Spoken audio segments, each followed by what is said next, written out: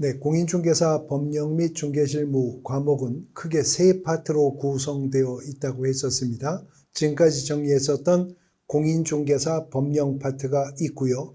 두 번째 파트가 부동산 거래 신고 등에 관한 법령, 그리고 세 번째가 이제 중개실무편인데요. 이 부동산 거래 신고 등에 관한 법령편은 부동산 거래 신고 등이라고 했으니까 부동산 거래 신고제도 외에도 다른 제도가 수록되어 있다는 걸 알 수 있죠. 두 가지가 수록되어 있습니다. 부동산 거래 신고제도 외에 외국인의 부동산 취득에 관한 특례 규정이 하나 있고요. 그 다음에 토지거래 허가라고 하는 제도. 그래서 부동산 거래 신고 등에 관한 법령편은 부동산 거래 신고제도, 외국인의 부동산 취득에 관한 특례제도, 그리고 토지거래 허가제도 세 파트로 구분되어 있다라고 일단 정리하시면 됩니다. 그 중에 먼저 첫 번째 부동산 거래 신고라고 하는 제도인데요. 실거래가를 확보하기 위해서 도입한 제도고 2006년 1월 1일부터 시행되고 있는 제도인데요. 제도의 제목이 부동산 거래 신고 제도라고 되어 있지만 부동산만 거래 신고의 대상이 되는 것이 아니고 부동산과 관련된 일부 권리도 거래가 이루어졌을 때 신고해야 됩니다. 그 다음 거래 신고라고 하지만 모든 거래가 다 신고해야 되는 것은 아니고 원칙은 매매계약과 공급계약만 신고의 대상이 되는 것이거든요. 그래서 부동산 거래 신고의 대상을 정리를 해보면 첫 번째, 부동산의 매매계약, 다시 말해 토지나 건물의 매매계약 신고해야 됩니다. 두 번째는 택지개발촉진법, 주택법 등 대통령령으로 정하는 법률에 따르는 부동산에 대한 공급계약입니다. 부동산에 대한 공급계약. 그리고 다음 어느 하나에 해당하는 지위의 매매계약인데요. 공급계약을 통하여 부동산을 공급받을 자로 선정된 지위, 우리가 이걸 분양권이라고 부르고 있는 것이죠. 그 다음 도시 및 주거환경정비법에 따르는 관리처분계획의 인가 및 빈집 및 소규모 주택 정비에 관한 특례법에 따른 사업시행계획 인가로 취득한 입주자로 선정된 지위, 우리가 이걸 입주권, 보통 재건축, 재개발 입주권이라고 부르는 그것입니다. 그러니까 입주권이나 그런 분양권의 매매계약이 신고의 대상이 된다. 정리하면 부동산 거래 신고는 토지 건물의 매매계약, 부동산의 공급계약, 분양권이나 입주권의 매매계약이 신고의 대상이 되는데 이런 매매나 공급계약이 체결되면 체결이 된 날이 기준일이에요. 그래서 체결된 날로부터 30일 이내에 그 물건이나 혹은 권리 대상 부동산이 소재하고 있는 지역을 관할하는 시장군수구청장, 그래서 물건이나 권리 대상 부동산이 소재하고 있는 지역을 관할하는 시장군수구청장을 이 법에서는 신고관청이라고 합니다. 공인중개사법에서는 중개사무소가 소재하는 지역을 관할하는 시장군수구청장을 등록관청이라고 칭했었죠. 그런데 부동산 거래 신고 등에 관한 법령에서는 신고 대상 물건이나 권리 대상 부동산이 소재한 지역을 관할하는 시장군수구청장을 신고관청이라고 합니다. 그래서 이런 매매나 공급계약이 체결되면 체결된 날로부터 30일 이내에 신고관청에 부동산 거래 신고를 하여야 하는데 부동산 거래 신고 시 신고해야 될 사항들, 기초과정이니까 그냥 사항들만 나열해 보면 거래 당사자의 인적사항, 계약일과 중도금 지급일과 잔금 지급일, 거래 대상 부동산의 소재지, 지번, 지목 및 면적, 거래 대상 부동산의 종류, 그리고 실제 거래 가격, 제도 자체가 실거래가를 확보하기 위해서 도입한 제도이기 때문에 아예 입법상 표현에 실제라는 말까지 집어넣었어요. 실제 거래 가격, 그리고 조건이나 기한이 있다면 조건과 기한, 만일 그 매매나 공급 계약이 개업공인중개사를 통해서 이루어진 계약이라면 그 개업공인중개사의 인적사항과 중개사무소 개설등록사항을 신고하라. 이것은 언제나 부동산 거래 신고 시 필수 공통 신고해야 될 사항들이고요. 여기에다가 법인이 주택 거래 계약을 체결할 때 추가적으로 신고해야 되는 사항들이 있고요. 법인 외자가 거래 당사자라 하더라도 투기과열지구나 조정 대상 지역에 속해 있는 주택이거나 아니면 비규제 지역이긴 하지만 실거래 가격이 6억 원 이상을 주택을 거래하게 되는 경우라면 자금 조달 계획과 지급 방식, 매수인의 입주 여부와 입주 예정 시기 등을 추가적으로 신고하도록 하고 있습니다. 신고는 물건이나 권리대상 부동산이 소재하고 있는 시장군수구청장에게 신고를 하여야 한다는 거죠. 누가 해야 되느냐? 이것은 앞서 보신 매매계약이나 공급계약이 거래 당사자 간의 직접 거래로 이루어진 계약이냐, 개업공인중개사의 중개 완성의 결과로 체결된 계약이냐에 따라서 법상의 신고 의무자가 갈리게 됩니다. 그래서 당사자 직접 거래로 매매나 공급 계약이 체결되면 부동산 거래 신고는 거래 당사자가 공동으로 신고해야 되는 것이 원칙입니다. 매도인과 매수인이 공급자와 수급자가 공동으로 신고하는 것이 원칙입니다. 근데 항상 원칙이라는 것은 예외가 있다는 것이죠. 직접 거래 시에는 당사자가 공동으로 신고해야 되는 것이 원칙인데 두 가지 예외가 있습니다. 첫 번째는 당사자 중에 일방이 국가 등일 경우라면 그때는 국가, 지방자치단체, 공공기관, 공공단체일 수 있죠. 계약의 당사자 중 일방이 국가 등인 경우라면 그때는 국가 등이 단독 신고합니다. 그 다음 그렇지 않은 경우라면 직접 거래 시 당사자가 공동 신고해야 되는데 당사자 중에 일방이 신고를 거부한다면 공동 신고는 물리적으로 불가능하겠죠. 그때는 상대방이 단독으로 신고할 수 있는 예외를 인정해 주고 있는 것입니다. 그런데 토지건물 매매계약이나 부동산 공급계약이나 분양권 입주권의 매매계약이 만일 개업공인중개사의 중개로 인해 체결된 계약이라면 법상의 신고 의무자가 바뀝니다. 그때는 거래 당사자가 아니라 개업공인중개사가 부동산 거래 신고를 해야 되는데 공동중개 결과로서 그런 계약이 체결되었다면 그 거래조건 교섭에 개입한 공동중개한 개업공인중개사들이 공동으로 부동산 거래 신고를 하도록 하고 있습니다. 이런 부동산 거래 신고는 토지 건물의 매매 계약, 부동산의 공급 계약, 분양권 입주권의 매매 계약이 신고의 대상이 되는 거지 임대차 계약은 신고의 대상이 아니었었던 거죠.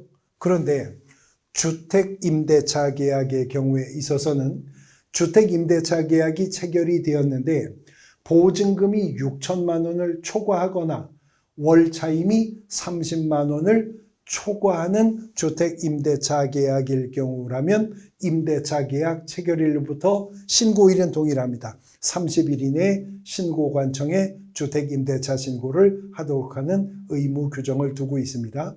부동산 거래 신고하는 절차인데요. 부동산 거래 신고는 직접 거래 시에는 당사자가 공동 신고하는 것이 원칙이지만 당사자 중에 일방이 국가 등이라면 국가 등이 단독 신고, 일방이 거부하면 상대방이 단독 신고할 수 있는 예외가 인정이 되었었죠. 부동산 거래 신고는 신고 대행이 방문 신고 시에 인정됩니다. 인터넷을 통한 전자문서 신고는 대행이 불가능하지만 방문 신고한다면 대행할 수 있다. 그래서 직접 거래 시에는 당사자 중 1인의 위임을 받은 자가 부동산 거래 신고를 대리할 수 있습니다.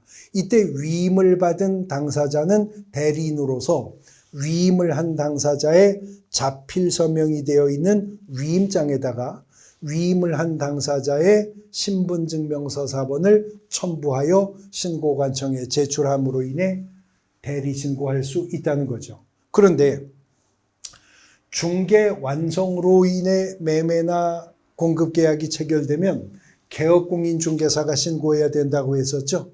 근데 이때도 방문 신고한다면 대리 신고가 인정되는데, 단 중개 완성 시 개업공인중개사의 위임을 받아 부동산 거래 신고를 대행할 수 있는 자는 개업공인중개사의 고용인 중에 공인중개사 자격이 있기 때문에 업무를 수행도 할 수 있는 고용인, 누구죠?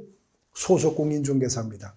중개보조원은 부동산 거래신고 대행할 수 없습니다. 그러나 소속공인중개사라면 개업공인중개사의 위임을 받아 부동산 거래신고 대행할 수 있도록 하는 예외 규정도 두고 있다라고 하는 것입니다. 부동산 거래신고 제도는 포괄적이고 일반적이고 전면적인 제도입니다.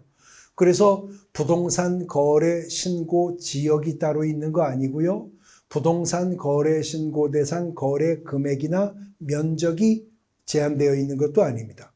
토지 건물 매매 계약 체결되면 부동산 거래 신고해야 됩니다. 심지어는 토지 매매 계약이 체결되었는데 이 토지가 토지거래 허가구역 안에 토지거래 허가 대상 면적의 토지여서 계약 전 토지거래 허가를 받았다 하더라도 토지 매매 계약은 부동산 거래 신고 별도로 해야 됩니다.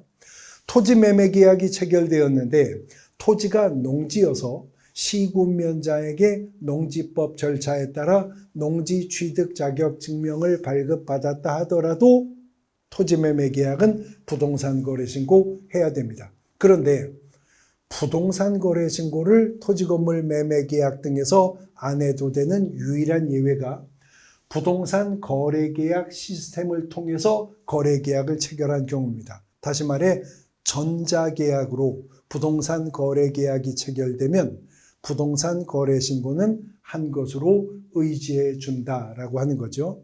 이런 부동산 거래 신고 제도를 도입 운용하고 있는 이유는 이 부동산 거래 신고 제도를 통해 실거래 가격을 행정기관이 파악하겠다는 것이 주 목적인 것이거든요.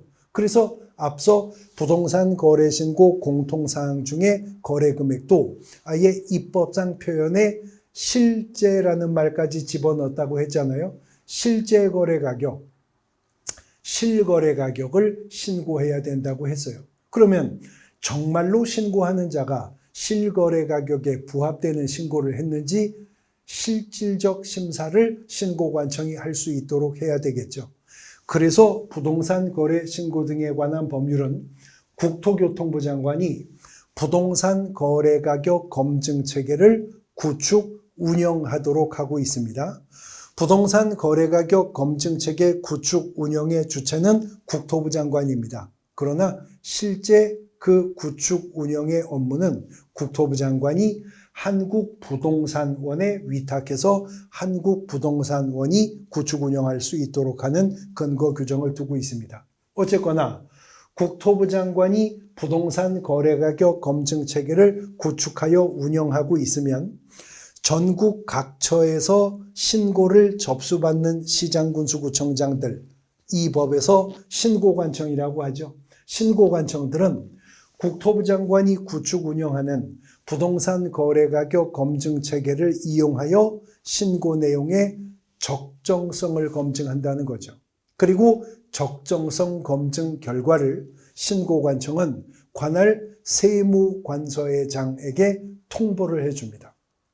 그러면 신고관청으로부터 통보받은 적정성 검증 결과를 토대로 세무서장은 국세 또는 지방세 부과를 위한 과세 자료로 활용할 수 있도록 이렇게 하고 있습니다. 이렇게 해서 부동산 거래 신고사항에 대한 적정성이 검증이 되었을 때 신고필증, 신고 확인서를 신고관청은 지체 없이 발급하도록 하고 있습니다. 문제는요, 이런 부동산 거래 신고를 언제까지 해야 된다고 했었죠? 계약 체결일로부터 30일 이내라고 했었잖아요. 만일 잔금 지급일로부터 30일 이내에 부동산 거래 신고하면 된다고 했다면 계약이 이행이 종료된 상태에서 신고를 하는 것이니 신고 후에 변수가 발생할 여지가 없겠죠. 계약은 이미 이행까지 끝났으니까. 그런데 문제는 계약이 체결된 날로부터 30일 이내에 부동산 거래 신고를 하라고 하니 부동산 거래 신고를 필하고 나서 신고한 그 계약이 무효가 되거나 취소가 되거나 해제가 될 수가 있죠. 계약이 깨질 수가 있죠. 그러면 팔지도 않은 땅에 양도세가, 사지도 않은 집에 취득세가 또 부과되면 안 되겠죠. 그러므로 부동산 거래 신고했는데 신고한 계약이 무효되거나 취소되거나 해제 등이 되었다면 그 해제 등이 확정된 날로부터 30일 이내에 다시 신고관청에 해제 등을 신고하도록 하는 규정을 두고 있습니다.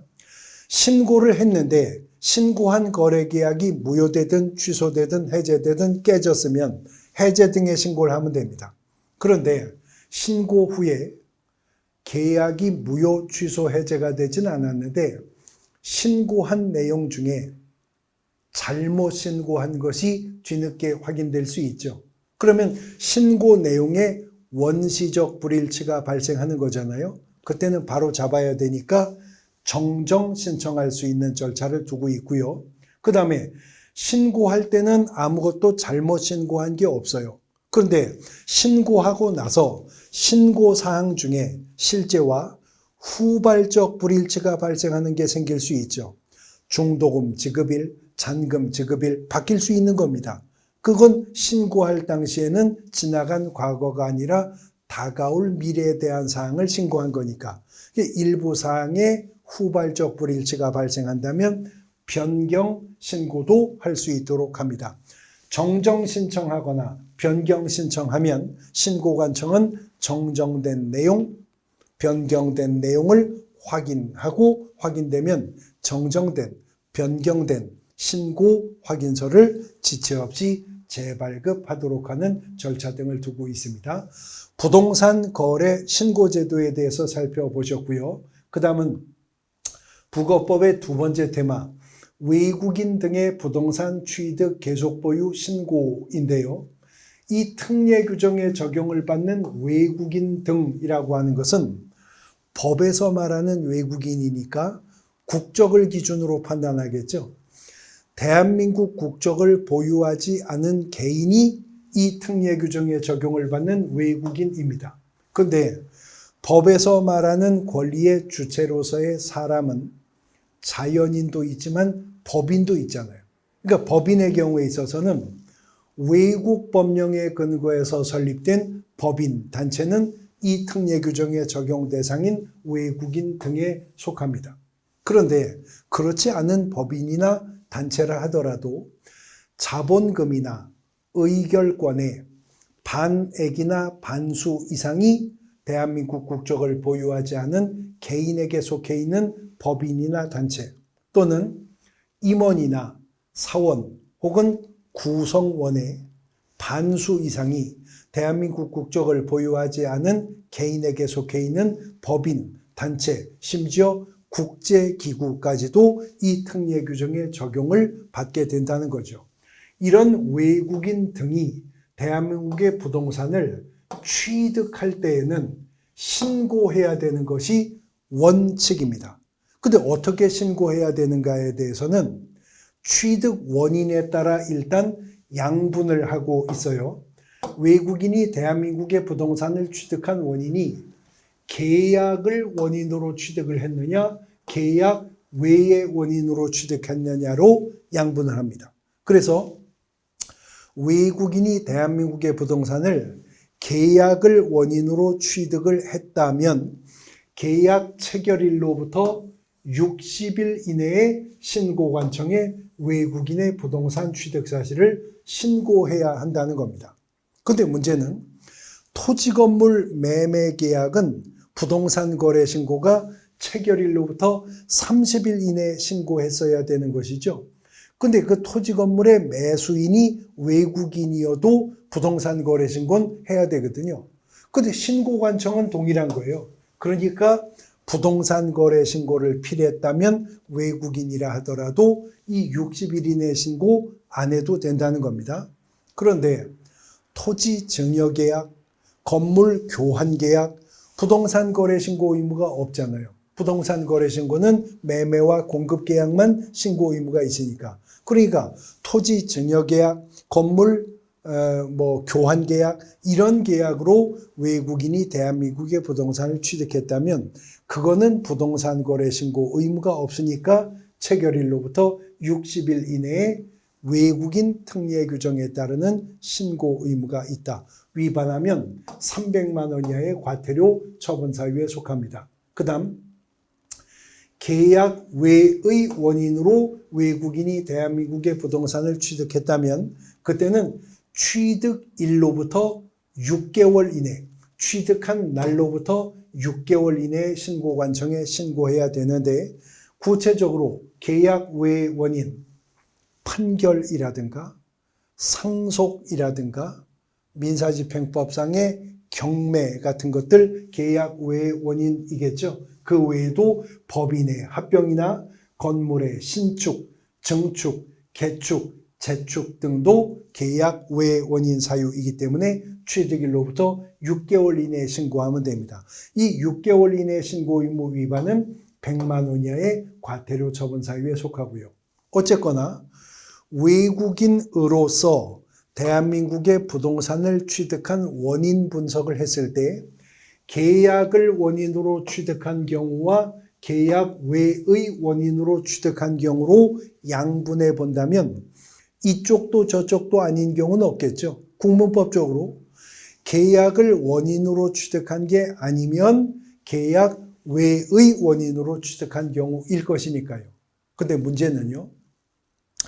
대한민국 국민이 대한민국 부동산을 보유하고 있는 상태에서 어느 날 대한민국 국적을 포기하고 외국 국적을 취득하면 법상으로 이자는 외국인이 된 거잖아요. 근데 처음에 취득하여 보유할 때는 한국인이었기 때문에 특례 규정에 따르는 신고를 한 적이 없었죠. 이게 통계에서 누락되어서는 안 되기 때문에 이런 국적 변경으로 인해 계속 보유, 즉 국적을 변경하게 되어 외국인이 되었는데도 한국인이었을 때 보유하고 있던 부동산을 처분하지 않고 계속 보유할 거라면 그 변경된 날로부터 6개월 이내에 신고관청에 신고해야 됩니다. 신고하지 않으면 100만 원 이하의 과태료다. 그러니까 외국인 부동산 취득 신고는 원인이 계약일 때만 체결일로부터 60일, 나머지는 다 취득일로부터 6개월, 변경일로부터 6개월 이내고요. 60일 이내 신고 의무 위반만 300만 원 이하의 과태료고 6개월 이내 신고 의무 위반은 둘 다 100만 원 이하의 과태료 처분에 속하도록 하는 규정을 두고 있다는 겁니다. 이런 외국인의 부동산 취득 신고 규정인 원칙 규정은 단속 규정에 불과합니다. 60일 이내 6개월 이내 신고하지 않았다고 해서 부동산 취득의 유무효를 다투지는 않습니다. 그냥 300만 원 이하, 100만 원 이하의 과태료 처분 사유에 불과합니다. 그런데 일정한 구역이나 지역이 정해져서 그 구역이나 지역에 있는 부동산은 외국인이 단순히 신고만으로 취득할 수가 없고 시장군수구청장에 허가를 받아야만 취득할 수 있는 일부 구역과 지역들이 정해져 있게 된다는 거죠. 첫 번째, 군사기지 및 군사시설보호법에 따르는 군사기지 및 군사시설보호구역, 그 밖에 국방 목적을 위해서 외국인 등의 토지 취득을 특별히 제한할 필요가 있는 지역으로서 대통령령이 정하는 지역인데 이 대통령령이 정하는 그 밖의 지역이란 국방 목적을 위해서 필요하다고 국토교통부 장관, 국방부 장관, 중앙관계행정기관의장이 협의해서 정한 일부 섬지역들을 말합니다. 연평도, 백령도 이런 곳 당연히 여기에 속하게 되겠죠. 그 다음에 두 번째, 문화재보호법에 따르는 지정문화재와 이를 위한 보호물과 보호구역. 그리고 세 번째, 자연환경보존법에 따르는 생태경관 보존지역. 그리고 네 번째, 야생생물 보호 및 관리에 관한 법률에 따르는 야생생물 특별보호구역인데요. 2023년까지는 요 구역과 지역만 외국인이 사전에 허가받아야 취득할 수 있는 지역이었는데 2024년 시행되는 개정사항에 하나가 추가가 되었어요. 자연유산의 보존 및 활용에 관한 법률에 따라 지정된 천연기념물, 명승 및 시도 자연유산과 이를 위한 보호물 또는 보호구역, 그러니까 천연기념물, 명승 및 시도 자연유산과 보호물과 보호구역은 2024년부터는 외국인이 취득하고자 할 때 허가받아야 될 대상 지역에 추가가 된 부분입니다. 이런 구역이나 지역에 속하는 부동산을 외국인이 취득하고자 할 때에는 관할 시장군수구청장에게 계약 전에 먼저 허가를 얻어야 합니다.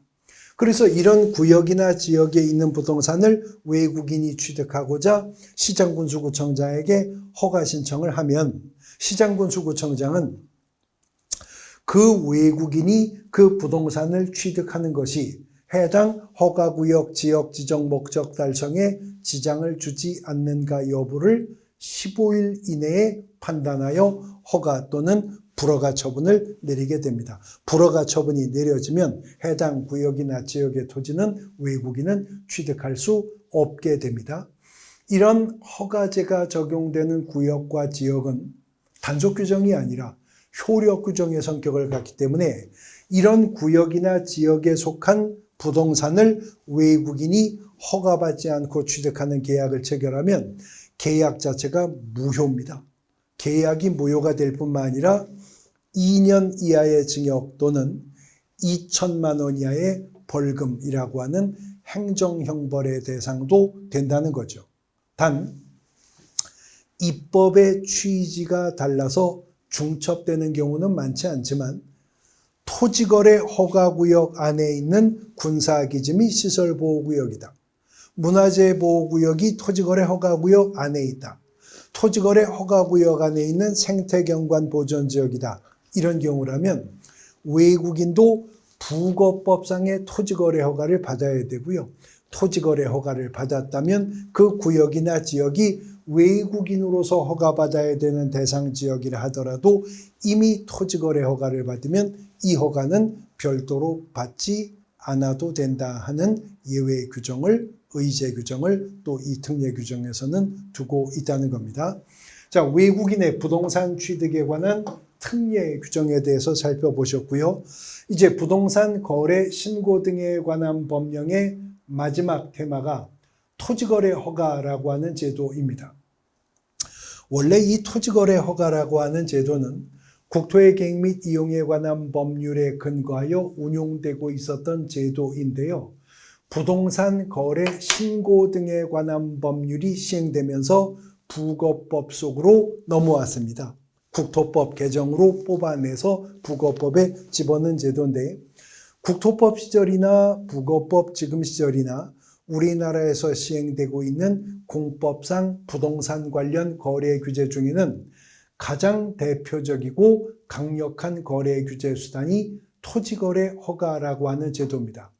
토지거래 허가 제도는 법률행위의 효력 발생 요건이어서 허가 대상 토지거래가 허가 없이 계약이 체결되면 계약은 무효가 됩니다. 그뿐만 아니라 2년 이하의 징역 또는 취득가액의 30% 범위 내에서의 벌금이라고 하는 행정형벌의 부과 대상이 되기도 하는데 단 부동산 거래 신고 제도와는 달리 토지거래 허가라고 하는 제도는 모든 토지는 거래 시 사전에 허가받아야 한다는 제도가 아니고요. 토지거래 허가 구역이 정해집니다. 그리고 토지거래 허가구역 안의 토지 중에서도 허가받아야 할 대상 면적이 정해집니다. 또 토지거래 허가구역 안에 허가 대상 면적의 토지라 하더라도 그 거래가 유상의, 다시 말해 대가성이 있는 유상의 소유권이나 지상권의 설정, 이전, 예약을 포함한 계약을 체결하고자 할 때 토지거래 허가제도가 작동하게 된다는 거죠. 일단 토지거래 허가구역은 5년 이내의 기간에서 허가구역을 지정하는데, 토지거래 허가구역은 어떤 때는 국토부 장관이 지정하고 어떤 때는 시도지사가 지정을 합니다. 일단 허가구역의 범위를 어떻게 설정하느냐에 따라 지정권자가 달라지게 되는데, 둘 이상의 시도에 걸쳐 토지거래 허가구역을 지정할 때는 예외도 없이 국토부 장관이 지정합니다. 그런데 토지거래 허가구역을 동일한 시도 내의 일부 지역을 토지거래 허가구역으로 지정할 때는 시도지사가 지정하는 것이 원칙입니다. 그런데 동일한 시도 내 일부 지역을 토지거래 허가구역으로 지정하는 경우라 하더라도 그 지정 사유가 국가가 시행하는 개발사업 등으로 인해 부동산 투기가 성행하거나 지가가 급격히 상승하거나 그런 우려가 있는 지역이라면, 비록 동일한 시도 내 일부 지역이라 하더라도 그런 경우에는 국토교통부 장관이 허가구역을 지정할 수 있는 예외를 규정하고 있다라고 하는 것이죠. 자, 이런 토지거래 허가구역으로 지정이 되게 되면 지정의 절차는 국토부 장관이 지정할 때는 중앙도시계획위원회, 시도지사가 지정할 때는 시도도시계획위원회 심의를 거쳐 허가구역을 지정하고요.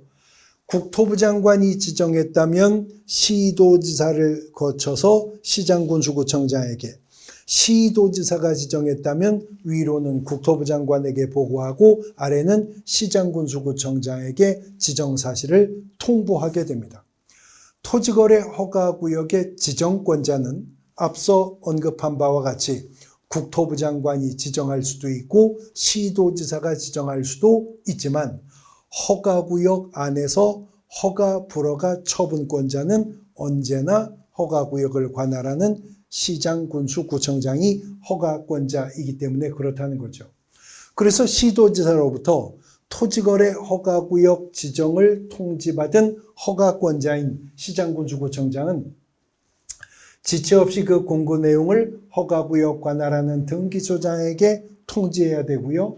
지체 없이 그 사실을 7일 이상 공고하고 15일간 일반이 열람할 수 있도록 하고 있습니다. 토지거래 허가구역의 효력 발생은 지정을 공고한 날로부터 5일 후에 토지거래 허가구역의 효력이 발생하게 된다라고 하는 거죠. 자, 그래서 토지거래 허가구역 안에 허가 대상 면적의 토지에 대해서 유상의 소유권이나 지상권의 설정, 이전, 예약을 포함한 계약을 체결하고자 하는 당사자는 공동으로 계약 전에 토지거래 허가 신청을 해야 한다는 겁니다. 그러면 토지거래 허가 신청을 받은 시장군수구청장은 토지 이용 목적이 실수요성이 있는지, 이용 목적이 적합한지, 면적은 적합한지 여부를 판단해서 민원 처리 규칙이 정한 기간, 즉 15일인데 15일 이내에 허가 또는 불허가 처분을 내리거나 아니면 선매 협의 사실이 진행되는 사실을 통지해 줘야 됩니다. 만일 허가권자가 토지거래 허가 신청을 받고도 15일이 경과하도록 허가 처분도 안 하고 불허가 처분도 안 하고 선매 협의 사실조차도 통지하지 않았다면 그 15일의 기간이 끝난 다음 날에 이 길에 허가가 의제가 되어 허가권자는 토지거래 허가증을 발급하도록 하고 있다라고 하는 것이죠.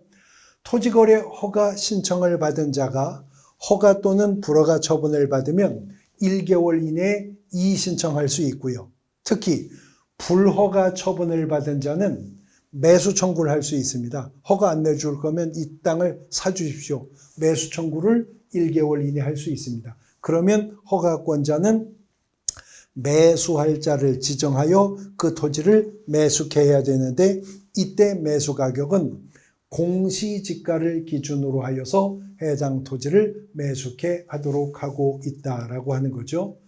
토지거래 허가구역이 5년 이내의 범위 내에서 허가구역으로 지정이 된다고 했죠.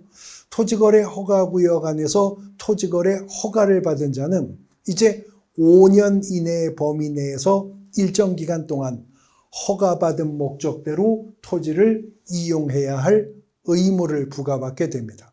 그래서 허가권자는 토지거래 허가를 받은 자가 그 법이 정한 기간 동안 허가받은 목적대로 토지를 이용하고 있는지 여부를 조사를 해야 되는데 만일 토지거래 허가를 받아놓고도 허가받은 목적대로 이용하지 않으면 이행명령의 대상이 됩니다.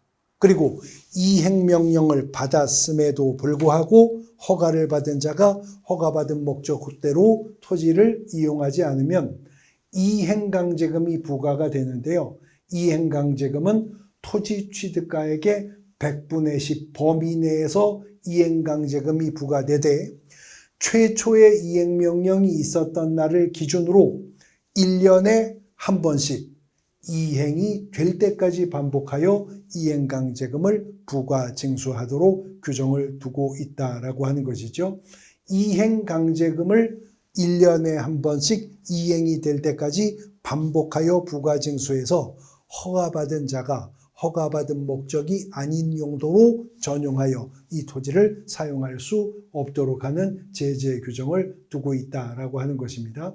이러한 토지거래 허가제도, 외국인의 부동산 취득에 관한 특례 규정, 그리고 부동산 거래 신고 제도가 부동산 거래 신고 등에 관한 법률을 구성하는 세 가지 테마이고요. 세 가지 테마에서 보통 5문제에서 7문제 정도의 문제가 출제가 되고 있습니다. 이제 부동산 거래 신고 등에 관한 법령 3조각 중에 마지막 조각인 중개 실무라고 하는 부분으로 넘어가 보도록 할 겁니다. 쉬었다가 보도록 하겠습니다.